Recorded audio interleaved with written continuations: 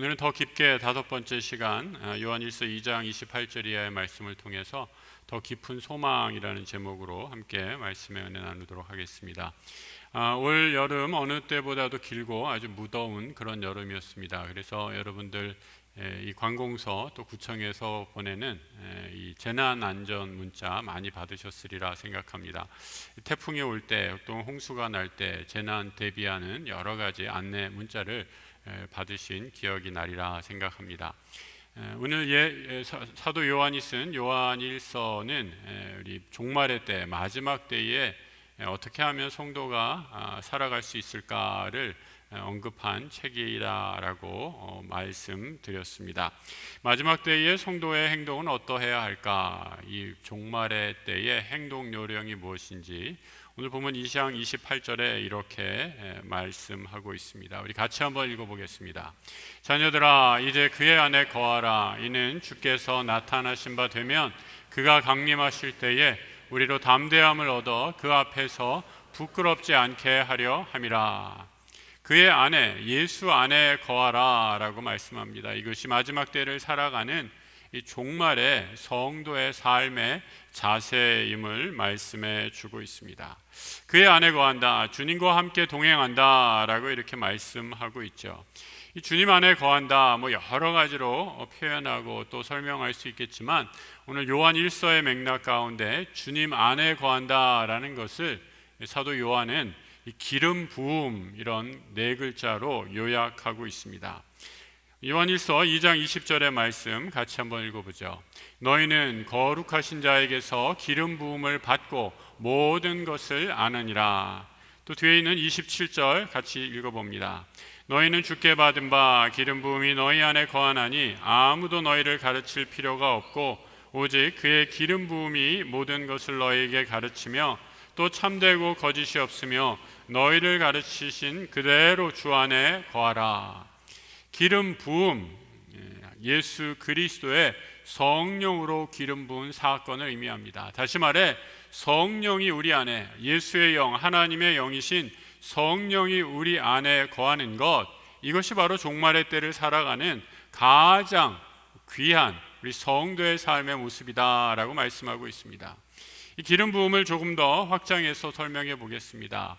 여러분, 구약에서 기름 부음은 이 기름 부음을 받는 이 직종 대상이 딱 세 부류의 사람들이 있었습니다. 바로 선지자와 제사장과 왕의 일을 하는 사람이 이 기름 부음을 받고 하나님의 직임을 감당하게 되는 것을 보게 되죠.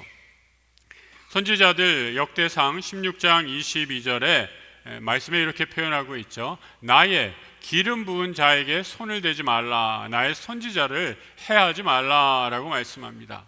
선지자는 하나님이 기름 부어 세우신 자이다라는 겁니다. 선지자와 더불어 기름 부음을 받는 사람 제사장입니다. 아론과 그의 아들이 레위 지파로 하나님의 기름 부은 제사장으로서의 직무를 감당하게 되죠.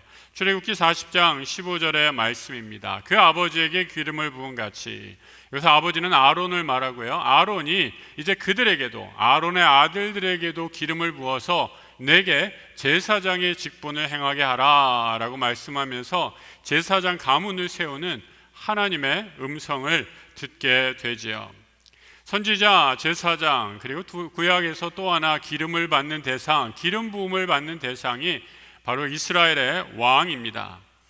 여러분, 기름을 붓는다, 우리가 식용 기름으로 들기름, 참기름 사용할 수도 있겠지만 그런 기름을 쓰는 것이 아니라 왕의, 또 제사장의, 선지자에게 쓰는 기름은 이스라엘에서 올리브유를 사용해서 하나님의 부르시는 사람들을 세우게 됩니다.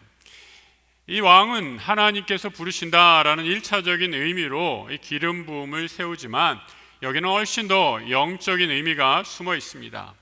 선지자와 제사장, 왕을 기름 부어 세우신 분 바로 하나님이시다라는 믿음의 고백인 거죠. 다윗이 왕으로 기름 부음을 받고 세워질 때 하나님께서 이렇게 말씀하십니다. 시편 89편 20절의 말씀 같이 한번 읽어보죠. 내가 내 종 다윗을 찾아내어 나의 거룩한 기름을 그에게 부었도다. 하나님이 다윗을 향해 뭐라고 말씀하시는가? 여러 무사람 가운데 하나님께서 다윗을 찾아내셨다. 직접 찾아내서 내가 그에게 기름 부은 종으로 이스라엘의 왕으로 세우셨다라고 말씀하고 있습니다.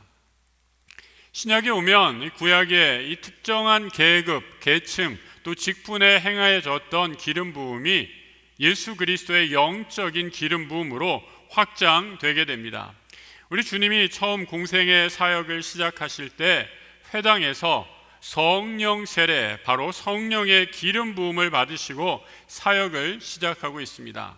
누가복음 4장 18절의 말씀이죠. 주의 성령이 내게 임하셨다라고 말씀하죠. 구약의 선지자, 제사장, 왕에게 기름 부으심 받는 것처럼 이제 예수님께서 당신의 사역을 시작하실 때 성령 세례로 기름 부음을 받으시고 하나님의 일을 감당하신다라고 말씀하고 있는 거죠. 그래서 장로교 창시자, 장로교 신학의 표대를 놓았던 장 깔뱅이라는 신학자는 예수님이 구약의 선지자, 제사장, 왕으로서의 직분을 신약에서도 그대로 이어가면서 이 역할을 감당하신다라고 말씀합니다.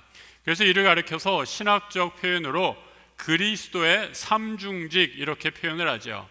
예수님께서 이 땅에 오셔서 제사장의 역할, 선지자의 역할, 왕의 역할을 하시면서 당신의 사명을 감당하셨다라는 겁니다.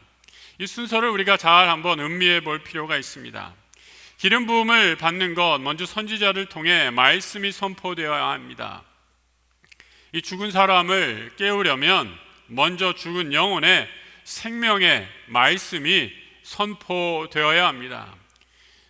여러분, 지난주에 우리 가을 특별 새벽 기도회를 하면서 많은 성도들 또 교육부서에서 기도 제목 가운데 우리 가정, 사랑하는 배우자, 남편과 아내, 또 부모님, 또 자녀들이 예수를 믿게 해달라라는 기도의 제목이 있었습니다. 혹은 교회에 오랫동안 다녔는데 지금 신앙을 잃어버려서 영혼이 잠자고 있는 상태입니다. 다시 신앙의 회복이 될 수 있도록 기도를 부탁하는 많은 기도 요청들이 있었습니다. 여러분, 잠자는 영혼, 또 하나님을 떠난 사람들이 다시 주께로 돌아오기 위해 생명의 말씀이 그의 영혼에 울려 퍼져야 합니다. 우리 주님이 죽은 나사로를 살리실 때 먼저 말씀으로 이렇게 선포하시죠. 죽은 나사로야 나오너라. 생명의 말씀이 선포될 때 죽어있던 영혼이 벌떡 일어나서 살아나게 되는 기적의 역사가 일어나는 줄 믿습니다. 여러분, 오늘 내 주변에 나의 기도가 필요한 사람 누구인지 한번 잠시 생각해 보시기 바랍니다. 오랫동안 신앙을 잃었던 사랑하는 가족이 있으십니까? 내 친구가 있습니까? 내 가정, 배우자, 아내, 남편, 자녀가 있습니까? 할아버지, 할머니가 있습니까? 주님을 떠난 그분에게 내가 사랑하는 영혼을 향해 주님의 음성이 선포되어지고 다시 주께로 돌아오는 놀라운 은혜의 역사가 있어지길 우리 주님의 이름으로 축복합니다. 죽었던 영이 생명의 말씀이 들어가 깨어났다면 이제 주님께서 하시는 일, 제사장의 역할을 감당하십니다. 제사장의 역할은 죄를 사하는 역할이죠. 죽었던 나사로가 죽음에서 일어나게 됐는데 여전히 죄의 문제를 지니고 있습니다. 그것을 상징적으로 보여주는 것이 죽은 나사로가 죽음에서 막 일어나게 되니까 이 수위를 거치고 돌아다니고 있습니다. 여러분, 수위, 죽는 사람, 죽은 사람이 입는 옷이지 산 사람이 입어서는 안 될 옷 아닙니까? 살았기에 살았으나 이제 죽음의 옷, 수위를 벗어버리고 죄의 옷을 벗어버리고 생명의 옷으로, 그리스도의 옷으로 갈아입어야 하는 거죠. 히브리서 12장 1절 이하의 말씀은 이렇게 전해주고 있죠. 모든 무거운 것과 얽매이기 쉬운 죄를 그 다음에 어떻게 되어 있습니까? 벗어버리고, 수위를 벗어버리듯이 죽음의 옷, 사망의 옷을 벗어버리듯이 이제 생명의 옷으로 갈아입어야 한다라는 거죠. 이제 주님이 이 생명의 옷을 입혀주시기 위해서 주께서 일어나라 하시고 그에게 말씀하셨던 거죠. 여러분, 우리 성도는 세례를 통해 그리스도로 옷 입은 사람들입니다. 사도 바울이 이를 분명히 우리에게 가르쳐주고 있죠. 갈라디아서 3장 27절의 말씀 같이 한번 읽어보겠습니다. 누구든지 그리스도와 합하기 위하여 세례를 받은 자는 그리스도로 옷 입었느니라. 우리는 그리스도로 옷 입은 사람들입니다. 아멘 하십니까 여러분? 네, 우리 아멘 하시는 분들은 옆에 분들 한번 보세요. 옆에 분들 무슨 옷 입고 오셨나 한번 이렇게 보시고 한번 이렇게 축복해 주세요. 오늘 정말 좋은 옷 입고 오셨네요. 한번 이렇게 축복해 주시기 바랍니다. 오늘 입은 옷, 여러분 우리가 입은 옷이 무슨 옷이라고요? 명품 옷이 아니라 그리스도의 옷, 그리스도의 옷을 입고 우리가 이 자리에 와 예배를 드리는 하나님의 사람인 줄 믿습니다. 이 그리스도의 옷, 생명의 옷은 세상의 명품 옷 하나 부럽지 않은 생명의 옷이기 때문입니다. 우리 주님은 또한 왕으로 이 땅에 오셔서 기름 부음 받으시죠. 만왕의 왕 되어 주십니다. 죄와 사망에서 벗어나 죄 사함을 받고 이제 예수로 옷 입었다면 왕 되신 주님 하나님의 통치 아래 살아가야 하는 거죠. 죄와 사망의 수의를 입고 돌아다니는 것이 아니라 생명의 옷을 입고 그리스도의 통치 아래 살아가는 것입니다. 그래서 우리 주님이 새 옷, 그리스도의 옷을 입혀주신 후에 이렇게 말씀하시죠. 풀어놓아 다니게 하라 말씀합니다. 이제 죄와 사망의 모든 굴레를 다 벗어버리고 하나님 나라 자녀로 왕같은 제사장으로 살아갈 것을 말씀하고 있습니다. 죽음에서 살아갔으니 이제 하나님의 자녀로 생명을 누리며 살아가는 것입니다. 하나님께서 우리에게 기름 부어주시는 이 놀라운 축복, 예수 그리스도를 통한 성령 세례의 기름 부으심, 세상 어디서나 누릴 수 없는 하늘의 복인 줄 믿습니다. 사도 요한은 이 놀라운 하나님의 축복, 하나님의 사랑에서 가능하게 되었다라고 이렇게 선포해 주고 있습니다. 오늘 본문 3장 1절의 말씀입니다. 같이 한번 읽어보죠. 보라, 아버지께서 어떠한 사랑을 우리에게 베푸사 하나님의 자녀라 일컬음을 받게 하셨는가. 우리가 그러하도다. 그러므로 세상이 우리를 알지 못함은 그를 알지 못함이라.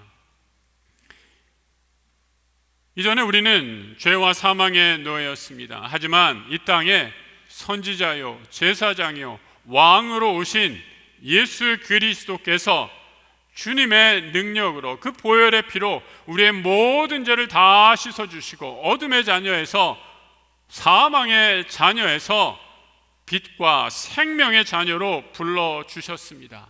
우리가 거듭나게 된 거죠. 하나님의 사랑 때문입니다. 그런데 이 구원, 이 사랑으로 인한 구원은 아직 완성된 구원이 아닙니다. 우리 주님 다시 오실 그날에 온전하게 완성될 것입니다. 분명한 것은 우리가 이 세상에 사나 우리는 하나님의 사랑을 받은 하나님의 자녀라는 것입니다. 이 세상 속에서 사나 세상과는 분명히 구별된 사람들이죠. 사도 요한은 이 세상과 구별될 하나님의 자녀들의 모습, 장차 영광의 나라의 하나님 자녀의 모습을 이렇게 묘사해 주고 있습니다. 2절 말씀 같이 읽어보죠. 사랑하는 자들아, 우리가 지금은 하나님의 자녀라. 장래에 어떻게 될지는 아직 나타나지 아니하였으나 그가 나타나시면 우리가 그와 같은 줄 아는 것은 그의 참모습 그대로 볼 것이기 때문이니. 우리는 지금 하나님의 사랑을 입은 하나님의 자녀입니다. 여러분, 이 사실 누구도 흔들지 못합니다. 사탄 마귀가 어떠한 괴계와 속임수로 거짓을 일삼아도 우리가 하나님의 사랑을 받은 하나님의 자녀임을 절대로 흔들 수는 없습니다. 또 하나 사도 요한이 말하는 것, 장차 올 그날, 그 마지막 날 주님이 다시 오실 그날 우리 주님과 같은 영광스러운 모습으로, 더 온전한 모습으로 변하게 될 것, 이것을 확신한다라고 말하고 있습니다. 여러분, 근데 이 사이에 엄청난 갭이 있죠. 바로 오늘을 살아가는 우리 성도들과 주님 다시 오실 그날, 그날이 언제인지 모르지만 그날 사이에 어마어마한 갭이 있습니다. 어떤 사람들은 이 갭이 너무 길어서 기다리다 지쳐서 신앙을 저버린 사람도 있습니다. 믿음의 길을 떠난 사람도 있습니다. 그런데 우리 성도들은 이 기다림, 이 기나긴 세월을 하나님이 주실 소망을 가지고 결코 잊어버리지 않고 믿음을 잃지 않고 살아가라라고 말씀합니다. 내일 일은 아무도 알 수 없죠. 여러분 가운데 내일 일 아는 분 있습니까? 한 시간 후에 어떤 일이 일어날지 우리가 아무도 알 수 없는 그런 사람들, 연약한 존재들입니다. 그래서 우리는 내일 일을 알 수 없기에 미래를 생각하면 늘 불안하고 걱정되고 두려움 가운데 휩싸이게 되죠. 그런데 여러분, 우리가 미래를 알 수 없지만, 한 치 앞을 내다볼 수 없지만, 우리의 마지막, 우리 주님이 오시는 그날 천군 천사장 나팔 소리와 함께 주님과 같은 영광스러운 모습으로 변할 것을 우리가 확신하기에 바로 내일 한 시간 후의 일을 모른다 할지라도 우리는 믿음 가운데 살아갈 수 있습니다. 사도 요한은 이를 가르쳐 소망이다라고 말하고 있습니다. 세상에 살면서 우리가 세상의 거짓 가르침에 속아 넘어가서는 안 되죠. 영광의 주님을 바라보며 이 땅을 소망 가운데 살아가라 권면하고 있는 것입니다. 오늘 본문 3절의 말씀 같이 한번 읽어보죠. 주를 향하여 이 소망을 가진 자마다 그의 깨끗하심과 같이 자기를 깨끗하게 하느니라. 주님의 다시 오심을 기다리며 소망 가운데 사는 사람, 예수의 진리 가운데 거하는 사람입니다.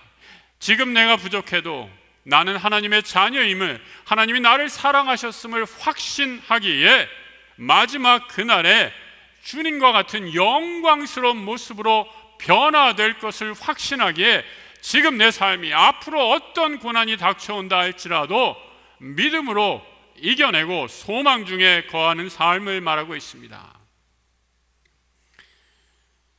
아마 여러분들 중에 기억하시는 분도 있으리라 생각합니다. 2010년도쯤에 남미의 칠레에서 갱도가 무너져서 33명이 이 갱도에 갇히는 그런 큰 사고가 있었습니다. 칠레 아주 남미 무더운 나라고 습도와 더위로 이 갱도 지하 700m에 갇힌 이 탄 광부들을 구한다라는 것 거의 불가능한 일처럼 보였습니다. 하지만 칠레 정부는 이들을 구하기 위해 필사의 노력을 다하게 되죠. 미국의 나사로부터 첨단 장비까지 대여해 와서 끝까지 이 희망을 포기하지 않고 이 그들을 구출하기 위해 노력합니다. 그리고 마침내 69일 만에 갱도에 갇힌 광부 전원을 구출해내는 그야말로 기적과 같은 역사를 이루어냅니다. 이때 칠레 정부가 이들을 구조하기 위해 투입한 금액이 미화 2천만 달러, 지금 환율로 대충 계산해 보면 대략 240억 정도 됩니다. 칠레 대통령 이들을 구출해낸 기자회견에서 이렇게 말합니다. 우리의 칠레의 자랑은, 우리 칠레의 자산은 구리가 아닙니다. 여러분, 칠레 하면 이 구리 광산으로 아주 유명한 그런 나라이죠. 그래서 이 구리를 캐내는 광부들이 그런 사고를 당하는 거죠. 그런데 대통령이 이렇게 말한 거예요. 우리 칠레의 자산은 구리가 결코 아닙니다. 우리 칠레의 자산은 바로 이 자리에 있는 국민 여러분들입니다. 아무리 어려워도 포기하지 않는 것, 그것이 바로 소망 가운데 사는 사람입니다. 하나님은 우리 죄에도 불구하고 우리를 포기하지 않으십니다. 아무리 값비싼 대가를 치른다 할지라도 포기하지 않으십니다. 하나님이 우리의 죄를 위해 지불하신 대가는 무엇입니까? 그의 하나밖에 없는 독생자 아들 예수 그리스도를 십자가에 내어주시기까지 엄청난 대가를 지불하십니다. 아들 예수 그리스도를 십자가에 내어주실 정도로 우리를 사랑하시기에 포기하지 않으셨기에 우리는 어떠한 고난과 환난 중에서도 소망을 잃지 않고 그 주님을 바라보며 살 수 있습니다. 소망을 나타내는 히브리어 단어는 카바라는 히브리어 동사에서 유래된 말입니다. 카바라는 뜻은 기다리다라는 동사 의미를 갖고 있습니다. 우리가 기다리는 것, 무작정 기다리는 것이 아니죠. 소망 가운데 기다리는 것입니다. 하나님의 사람 다윗은 절망 가운데 기다리고 또 기다렸습니다. 내가 여호와를 기다리고 기다렸더니 귀를 기울이사 나의 부르짖음을 들으셨도다. 나를 기가 막힌 웅덩이와 수렁에서 끌어올리시고 내 발을 반석 위에 두사 내 걸음을 견고하게 하셨도다. 내가 여호와를 기다리고 기다렸더니 내가 여호와를 소망하고 소망 중에 기다렸더니 이렇게 바꾸어도 아무런 문제가 없습니다. 그래서 한 영어 성경 번역은 내가 여호와를 기다리고 기다렸더니 이렇게 바꾸었습니다. I put all my hope in the Lord. 내 모든 소망을 주님께만 고정시켰습니다 라고 말하고 있죠. 하나님의 백성은 어떤 사람입니까? 왜 우리가 주의 자녀, 성도라고 말합니까? 절망의 순간, 낙심할 길밖에 없는 순간에도 우리는 소망을 선택하는 사람들입니다. 왜 이런 놀라운 선택, 불가능한 선택이 가능합니까? 죽음을 이기시고 나를 위해 부활하신 그 주님 때문에 우리는 절망 대신에 이 소망을 붙잡고 나아갈 수 있는 거죠. 믿음의 사람들은 자기의 절망의 상황에서 끊임없이 부르짖으며 기도했습니다. 하나님 왜 나를 버리셨습니까? 하나님 제발 나에게 얼굴을 돌리셔서 구원의 은혜를 다시 베풀어 주옵소서. 그들은 절망하면서 부르짖으며 기도하지만 그들의 기도가 여기서 그치지는 않습니다. 그들은 절망 중에 하나님을 만나게 되죠. 그래서 사망의 음침한 골짜기를 다닐지라도 내가 해를 두려워하지 않는 것은 주께서 나와 함께 하십니다 찬양하며 다시 그 깊은 절망 가운데 일어나는 것입니다. 성도 여러분, 오늘 9월 첫 번째 주, 정말 긴 여름이 끝나가고 오늘 주일 예배 가운데 오셨습니다. 오늘 여러분 교회 오실 때 여러분의 마음은 어떠셨는지 모르겠습니다. 소망을 잃어버려서 인생에 낙이 없고 기쁨을 잃어버리셨습니까? 되는 일 하나도 없고 늘 한숨뿐입니까? 세상에 아무런 재미없어서 오늘 한번 교회나 가보자 억지로 무거운 걸음 옮기시지는 않으셨습니까? 성경을 한번 읽어보시기 바랍니다. 수많은 믿음의 사람들이 절망과 낙담의 순간에 그들은 소망이신 하나님, 그들의 힘 되시는 예수 그리스도를 붙잡고 다시 일어섭니다. 에스겔 37장에는 유명한 마른 뼈의 환상이 등장하죠. 에스겔 선지자에게 보여준 하나님의 환상은 잔인하리라 할 만큼 끔찍한 환상입니다. 또 내게 이르시되 인자야 이 뼈들은 온 이스라엘 온 족속이라. 그들이 이르기를 우리의 뼈들이 말랐고 우리의 소망이 없어졌으니 우리는 다 멸절되었다 하느니라. 이스라엘을 가리켜 마른 뼈다라고 말합니다.